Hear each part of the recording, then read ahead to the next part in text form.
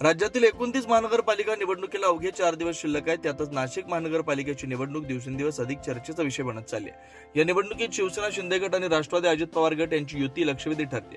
या युतीच्या उमेदवारांनी प्रचारात जोरदार आघाडी घेतल्याचं चित्र पाहायला मिळतंय. प्रभाग क्रमांक 3 मधील अधिकृत उमेदवार पूनम मोगरे, सुनीता शिंदे, हर्षद पटेल आणि अंबादास खैरे यांनी आज गणेशवाडी परिसरात घरोघरी जाऊन परिपत्रक वाटून मतदारांशी थेट संवाद साधत प्रचार केला. तसेच श्री क्षेत्र पंढरपूर, आळंदी ते त्र्यंबकेश्वर या श्री संत सम्राट ज्ञानेश्वर महाराज पालखी सोहळ्यास उपस्थित राहून पालखीचं मनोभावे दर्शन घेऊन वारकऱ्यांचे आशीर्वाद घेऊन उपस्थित भाविकांना महाप्रसादाचं वाटप केलं.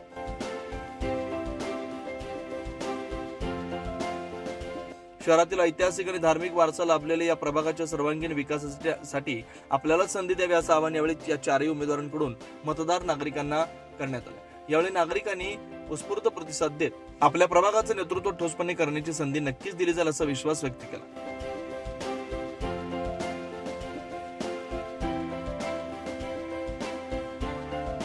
त्यामुळे आता ऐतिहासिक आणि धार्मिक वारसा लाभलेल्या प्रभाग क्रमांक 3 मध्ये नागरिक नेमकी कोणाच्या काळात सत्तेची माळ घालणार याकडे सर्वांचं लक्ष लागलंय. 9 न्यूज महाराष्ट्र ब्युरो, नाशिक.